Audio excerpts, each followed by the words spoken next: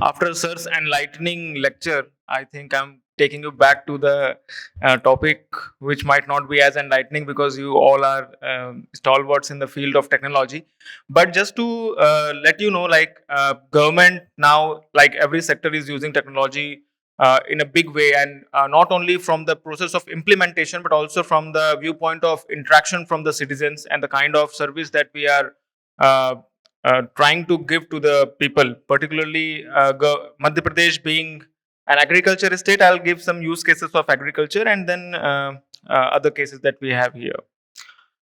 So these are the basic key areas. Like most of the government sectors are working on this direction. So from the technical point of view, also we are working towards digital service delivery, citizen participation, transparency, empowerment, particularly rural empowerment, because technology, as we see, has kind of inertia in the rural areas, particularly I will say in the Bundelkhand region of Madhya Pradesh, which is kind of very backward. So we are focusing towards empowerment of the rural people also. And again, certain aspects like cyber security and privacy, as we are hearing these days that there are so many ransomware attacks that are happening in various institutes of the government of India.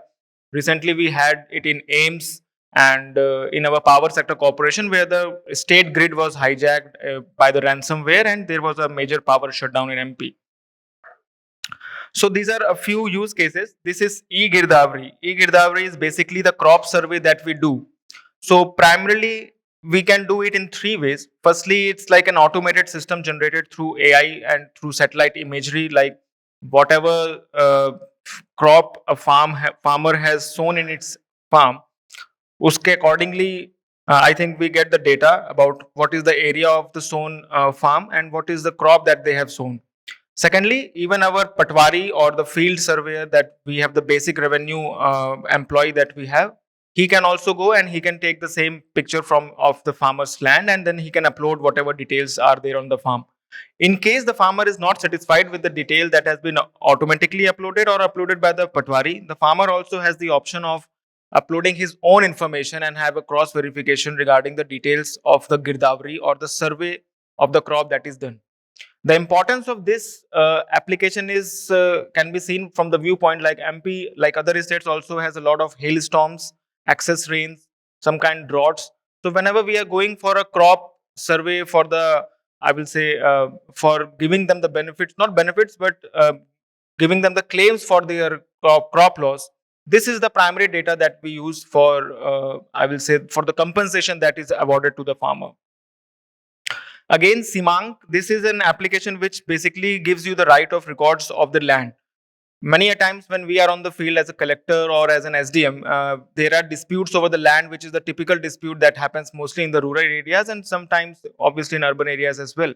So this is one of the, I will say, geolocation based technology that we have, an application that we have developed, wherein you can go to a land and then it will give you the details of the person's of the land, that who is the owner of the land, what is the size of the land, and some other basic details that you can see on the dashboard. This is actually CM helpline. I'm not able to get the top highlight here. So this is the grievance redressal portal that we have. It's a 181 is the dial number. So it was launched by our honorable CM in 2014, and it's basically you can call and you can complain about any department or any service that the government is not able to deliver, and it encompasses around 55 departments and around 20,000 officers have been mapped on this website. And it's I think one of the most I will say troublesome system that is there for the officers, but is one of the most I will say a system which the citizen has a faith on. So basically around 10,000 BOTs are there, and around I will say this is the dashboard that we have made. More than 78% of the complaints are closed satisfactorily, and around 2 crore complaints have been made as of now. These are some of the analytics that we use. It's not very clearly visible here, but basically we can select one attribute, one district, and one scheme, like what are the complaints. So we can have a two-way interaction, like which department is not doing particularly good in a particular district, or as per the state also we can see which departments or which service delivery is not to the satisfaction of the citizens.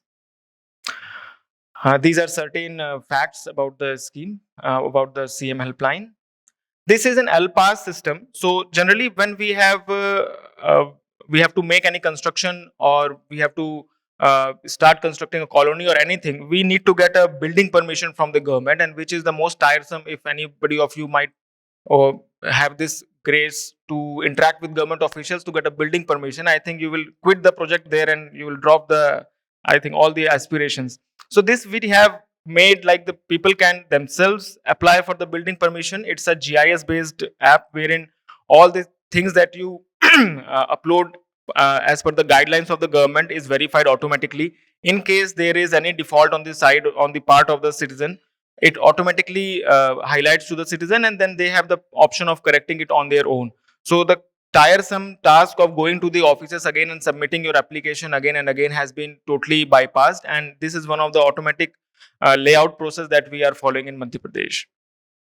Then again, drones, I think this is one of the forerunners of service delivery as well, also from the viewpoint of spatial measurements and everything. So we are using drone also as a service to the different departments, like particularly to the urban areas and smart city Bhopal, and again to make the capacity building and innovation.